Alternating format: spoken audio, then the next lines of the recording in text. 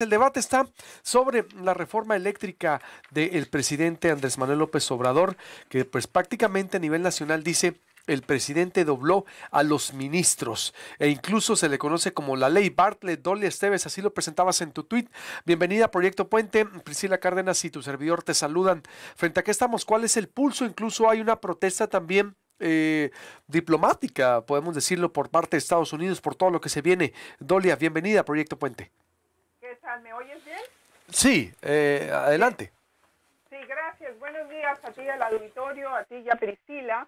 Sí, el gobierno de Estados Unidos considera que este proyecto, que esta ley más bien, esta ley que se llama Ley de la Industria Eléctrica del 2021, fue aprobada en marzo del año pasado, cuya no inconstitucionalidad avaló ayer la Suprema Corte de Justicia mexicana, es violatoria del Tratado México, Estados Unidos, Canadá, el Tratado de Libre Comercio, y pone en grave riesgo los proyectos energéticos estadounidenses en México, ya que da preferencia a las empresas mexicanas.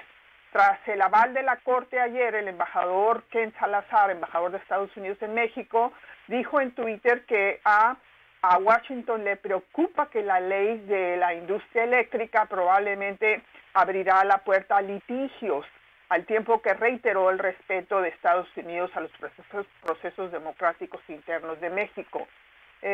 Cuestión de recordar que el martes pasado la representante comercial de la Casa Blanca, Catherine Tai, advirtió a la secretaria de Economía, Tatiana Cloutier, que las empresas estadounidenses continúan enfrentando un trato arbitrario en México. La representante Tai estimó que de seguir la indiscriminación de la inversión extranjera, México va a perder 10,000 millones de dólares en inversiones estadounidenses, la mayoría en instalaciones de energía renovable y en costo de arbitrajes internacionales e indemnizaciones. Esa suma, los 10,000 millones de dólares, va a aumentar si se toma en cuenta las afectaciones a compañías europeas. Por ejemplo, la Unión Europea tiene inversiones en energías renovables en México que ascienden a 13,000 millones de dólares y Canadá casi tiene 4,000 millones de dólares. Estamos hablando entonces de 17,000 millones de dólares más a los 10,000 que tiene Estados Unidos. Es una suma muy grande. El gobierno de Estados Unidos se ha esforzado por medio de la diplomacia y la persuasión en hacer ver al gobierno de López Obrador que la llamada ley Bartlett es violatoria del TEMEC y que de proceder Estados Unidos se reserva el derecho a responder para defender sus inversiones. Estados Unidos estudiará todas las opciones disponibles bajo el TEMEC para responder a afectaciones que puedan derivarse de la ley eléctrica. El gobierno de Estados Unidos lleva un año planteando sus inquietudes sobre los cambios administrativos, regulatorios y legislativos en las políticas energéticas de México, que insisten violan las obligaciones asumidas en el Tratado de Libre Comercio. El gobierno de Estados Unidos ha exhortado al de México a garantizar la protección de los inversionistas y exportadores internacionales, extranjeros, particularmente de Estados Unidos. El sector internacional y privado, por su parte, han pedido certeza para reactivar la inversión, pero han encontrado oídos sordos. La semana pasada, el enviado especial para el cambio climático, John Kerry, se reunió 5 horas con el presidente López Obrador. Al cabo de la reunión, Kerry informó que acordaron formar un grupo trilateral, que también pues obviamente incluiría a Canadá, para estudiar los cambios, para estudiar la posibilidad de hacer cambios a la llamada ley Bartlett. Pero al día siguiente AMLO lo desmintió diciendo que no hubo ningún acuerdo y que no habrá cambios a la reforma constitucional de la industria eléctrica que se discutirá la semana próxima en el Congreso mexicano. ¿Crees que pueda haber alguna, no sé, recurso legal que pueda interponer Estados Unidos en medio del TEMEC, Dolia? Es decir, ¿o qué seguiría? Sí, eso va a seguir, lo dijo claramente tanto Salazar como la representante Tai, ¿no? Que pues que van a acudir a los tribunales internacionales y ya le están poniendo pues un precio a cuánto va a perder México en esta cancelación de inversiones estadounidenses y en arbitrajes internacionales e indemnizaciones. Que son los 10,000 millones de dólares. Sí, hasta ahora, pero luego hay 13 más de la Unión Europea y casi 4 de Canadá. Bien, esa es la información, entonces estaremos ahí en algo interesante porque sigue una ruta judicial internacional, un conflicto. Y se va a las cortes esto, sí. Se va a ir a las cortes. Ojo con lo que pueda venir ahí. Y para cerrar también, la ONU está expulsando del Consejo de Derechos Humanos a Rusia, algo así. Sí, la está suspendiendo. Ayer la Asamblea General de las Naciones Unidas aprobó una resolución para suspender la participación de Rusia en el Consejo de Derechos Humanos tras conocerse las atrocidades, ejecuciones sumarias, tortura, violación de civiles, de mujeres en particular, en Ucrania. La votación fue de 93 votos contra 24 y 53 abstenciones. México se abstuvo.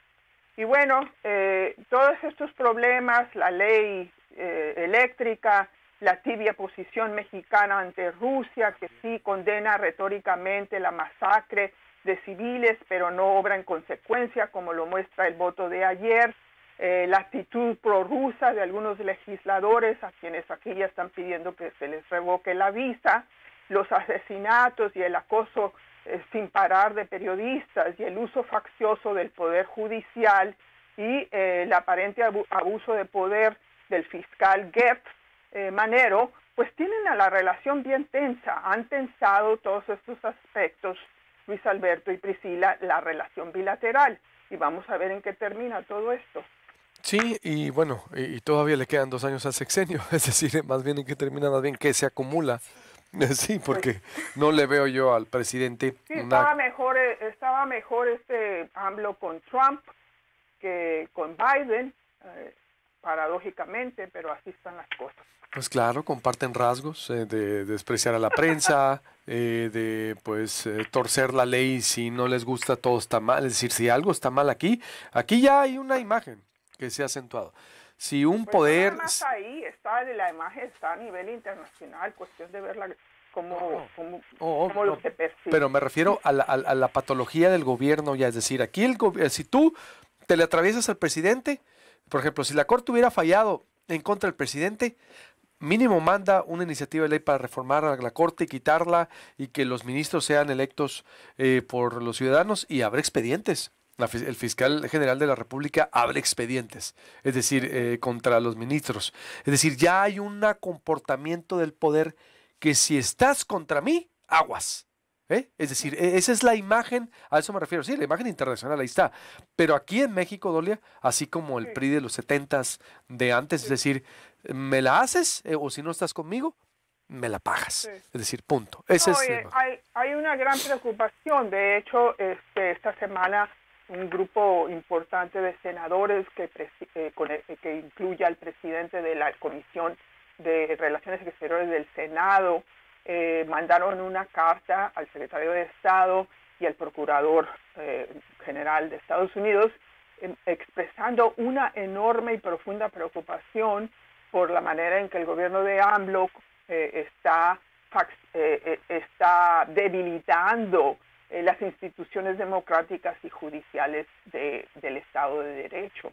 Dice, pues no puede haber democracia sin un Estado de Derecho fuerte, y en México de por sí es disfuncional, y encima de eso lo está debilitando aún más el presidente y su grupo de funcionarios leales. Pues sí hay una gran preocupación, porque un país sin Estado de Derecho, pues un país en caos. Sí, y además en ese contexto en donde pues la oposición también débil dejó ir un instrumento legal para el domingo, lo dejaron ir, reitero, era la oportunidad de ir a salir y a organizarse para votar, aunque perdieran, es decir, porque pues este país la democracia va naciendo a partir del 2000, tiene 20 años, no como en Estados Unidos. ciudadana son vistos como chiste, como caricaturizados, y eso es lo grave, que los países, los países civilizados, un ejercicio de participación ciudadana como es este, se tomaría en serio, y aquí hay chistes, hay descalificación, se ríen del que tiene interés en ir. Entonces hace falta replantear esto, y no sé cómo lo vean desde allá, Dolia, desde Washington. Pues mira, la cobertura que ha habido es no toman el... Los respondes, tengo que hacer un corte. Igual le preguntaba a Priscila Cárdenas de cómo es que aquí este instrumento de participación ciudadana, que allá es una cotidiano en Estados Unidos, se eligen los sheriffs, el attorney, los procuradores, todo allá se consulta en Europa, que tiene más de 1000 años, y aquí el primero, en lugar de aprovecharlo, ir a votar en contra o a favor, como quiera, la oposición se burló y criminalizó, en fin. ¿Cuál sería tu respuesta, Dolia? Ibas a decirlo. No, yo simplemente estaba diciendo que aquí ese ejercicio que se va a realizar el domingo no ha sido tomado muy en serio. Más bien la interpretación es que es una farsa, que es una medida de AMLO y de Morena para poder afianzar más a AMLO en el poder. Lo que no ha pasado, obviamente, desapercibido es los ataques, el acoso, los intentos de debilitar, como lo mismo que decías tú que hizo con la Suprema Corte, al Instituto Nacional Electoral. Eso obviamente sí preocupa, porque es una verdadera, una institución que ha costado mucho construir y tratar de consolidar, y bajo este gobierno ha estado bajo acoso constante. Entonces, pues no se le da una gran validez. O sea, cualquiera que sea el resultado, el señor AMLO se va a quedar ahí 2 años y medio más, y probablemente salga fortalecido de este ejercicio del domingo. Bien, muchas gracias, Dolia. Gracias a ustedes y buenos días. Buenos días.